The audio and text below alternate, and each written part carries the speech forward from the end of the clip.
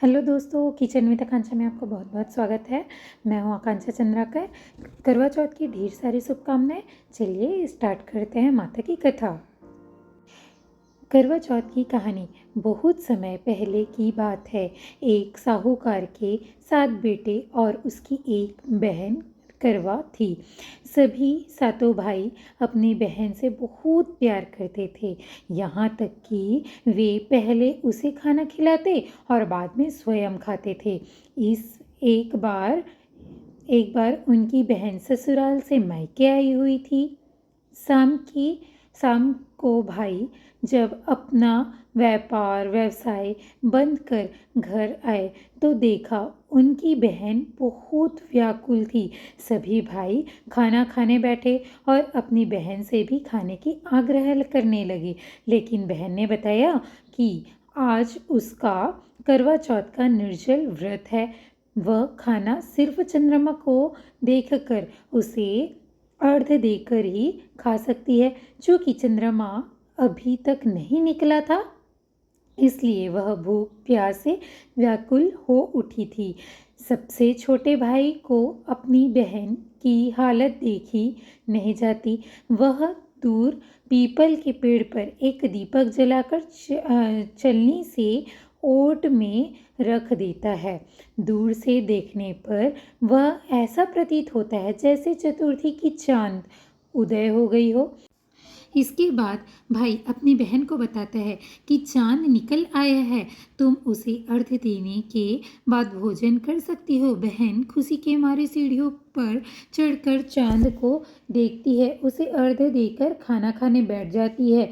वह पहला टुकड़ा मुंह में डालती है तो उसे छींक आ जाती है।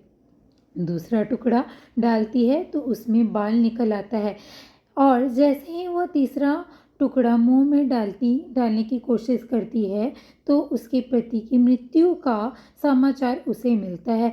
वह बौखला जाती है।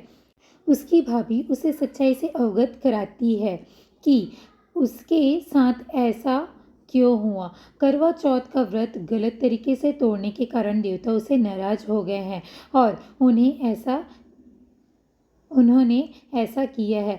सच्चाई जानने के बाद करवा निश्चय करती है कि वह अपने पति का अंतिम संस्कार नहीं होने देगी और अपने सतीत्व से उन्हें पुनर्जीवन दिलाकर रहेगी। वह पूरे 1 साल तक अपने पति के शव के पास बैठी रहती है, उसकी देखभाल करती है, उसके ऊपर उगने वाली सुई नुमा घास को वह एकत्रित करती जाती है।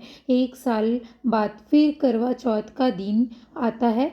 उसकी सभी भाभियाँ करवा चौथ का व्रत रखती है। जब भाभियाँ उससे आशीर्वाद लेने आती है तो वह प्रत्येक भाभी से यम सुई ले लो, पिय सुई ले लो, मुझे भी अपनी जैसी सुहागिन बना दो, ऐसा आग्रह करती है।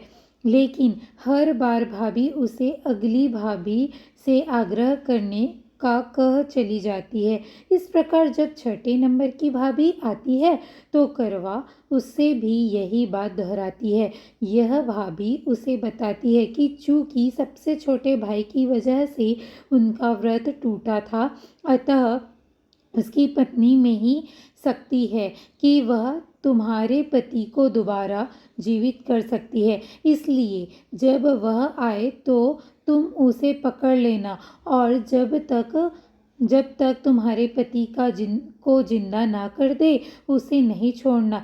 ऐसा कहकर वह चली जाती है। सबसे अंत में छोटी भाभी आती है। करवा उनसे भी सुहागिन बनने का आग्रह करती है, लेकिन वह टाल मटोल करने लगती है। इसे देख करवा उन्हें जोर से पकड़ लेती है और अपने सुहाग की जिंदा करने के लिए कहती है।